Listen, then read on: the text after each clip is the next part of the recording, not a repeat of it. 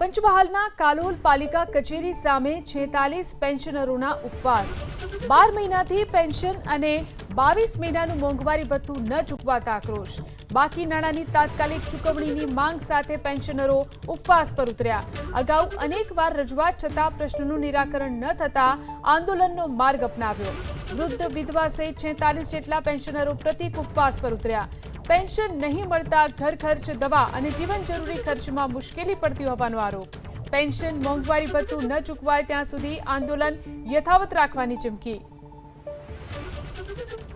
તો પેન્શનરો ઉપવાસ પર ઉતર્યા છે અને વિરોધ નોંધાવી રહ્યા છે જે રીતે પેન્શનરોના પ્રશ્નો છે 12 મહિનાથી પેન્શન અને 22 મહિનાનું મોંઘવારી ભથ્થું ન ચૂકવવાને કારણે આક્રોશ